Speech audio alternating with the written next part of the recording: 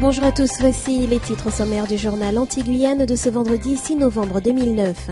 En Guadeloupe, les salariés d'Ecomax ont rendu un avis favorable au projet de cession des actions, poursuite des négociations à match, tandis qu'aucun repreneur ne s'est encore présenté pour l'enseigne Cora. La Sopama remporte une bataille juridique, l'association écologique obtient l'annulation partielle du permis de construire sur la plage du Corps de Garde à Sainte-Luce. En Guyane, la Société guyanaise des eaux met en application une récente loi. Les dépôts de garantie réclamés aux clients au moment de s'abonner jusqu'à il y a encore 2 ans leur seront restitués. Après l'annonce du départ du groupe SISB, l'heure est aux négociations relatives au rachat des enseignes Cora, Ecomax et Match.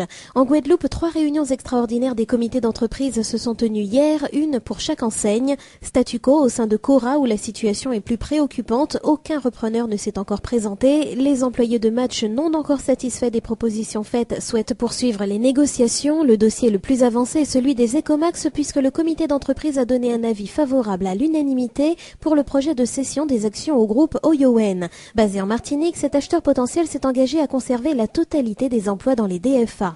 Malgré tout, les élus succès-TU d'Ecomax n'oublient pas pour l'heure qu'il n'est question que d'un projet, la vente n'est pas encore conclue.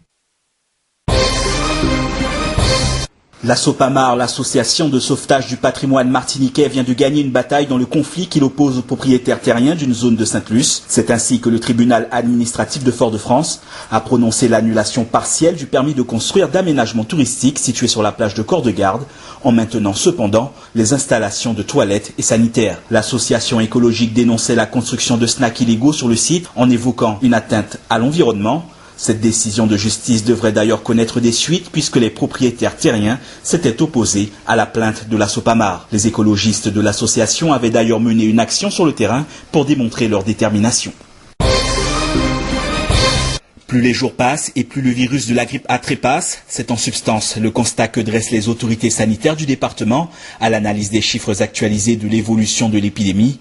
Par rapport à la semaine dernière, la DSDS, la Direction de la Santé et du Développement Social de Martinique, enregistre une baisse des cas de 38%, indiquant par là même que depuis le 1er août dernier, l'on n'avait pas atteint un niveau aussi faible des consultations, à tel point que l'annonce officielle de la fin de l'épidémie pourrait être faite dès la semaine prochaine, si la tendance se confirmait.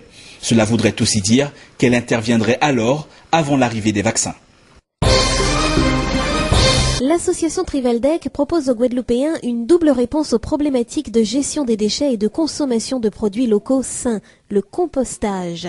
Il s'agit de stocker vos déchets organiques hors protéines, de les laisser se décomposer durant 4 mois pour en faire un engrais naturel. Grâce aux méthodes préconisées par Trivaldec, chacun peut réduire le volume de déchets qu'il produit de 50% facilement, selon la coordinatrice Maryse Taurus. Nous avons mis en place un composteur spécifique pour les gens qui ne veulent pas trop se prendre la tête. Les bacs correspondants sont en bois, sont transportables, aérés et équipés d'un système d'ouverture vers le bas. Ils sont présentés jusqu'à demain à Destreland dans le cadre de la semaine de l'environnement. Le compostage est le moyen de cultiver ses propres produits sains sur un balcon comme dans le jardin. On travaille avec le JAFA pour les jardins familiaux et donc on essaie, pour les gens qui ont des problèmes de chlordécone sur leur terrain, de leur trouver une solution. Pas qu'on essaie, on leur apporte une solution pour cultiver leurs fruits et leurs légumes surtout dans une terre, enfin un composé propre sans chlordécone. Envie d'en savoir plus? Trivaldec.fr. Voilà une bonne nouvelle pour les abonnés de la SGDE. Conformément à leurs récentes dispositions légales, qui doivent être suivis des faits avant la fin de l'année. Pour ceux qui sont concernés, la Société guyanaise des eaux s'apprête à leur restituer le dépôt de garantie qu'ils avaient versé au moment de s'abonner. En réalité, ce dépôt de garantie sera déduit de la dernière facture. Seuls les abonnés les plus anciens de la SGDE sont concernés, puisque depuis 2 ans, il n'était plus demandé de dépôt de garantie aux nouveaux abonnés. En revanche, la mauvaise nouvelle vient du fait que l'abonnement au service des eaux ne sera plus payé à la fin du semestre de consommation, mais au début pour ceux qui habitent sur le territoire de la communauté de communes du centre littoral. En clair, ce mois-ci, les abonnés de la SGDE résidant donc à Cayenne, Rémire-Montjoly, Matoury, Macouria, Monsigny-Tounégrande et Roura devront donc payer à la fois pour le semestre qui se termine et celui qui s'annonce. Dans quelques temps, Monsigny va changer de visage. Cette partie de la commune de Monsigny-Tounégrande, considérée comme le bourg et connue pour son calme, son plan d'eau et ses restaurants, s'apprête à voir sa population augmenter.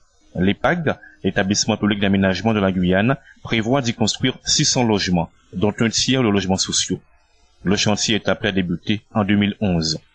Mais il est aussi prévu d'implanter une école, un collège, un supermarché et des aires de jeu en plus de l'existant. À la mairie de Montcinéry-Tonnet-Grande, on se réjouit de ce futur développement. Arrivé aux affaires l'an dernier, Patrick Lecante a donc bien l'intention de faire profiter la commune de cette opportunité. Car avec un peu plus de 1800 habitants, 732 km² de superficie et une densité de 2 habitants au kilomètre carré, il y a de la place à Montcinéry-Tonnet-Grande.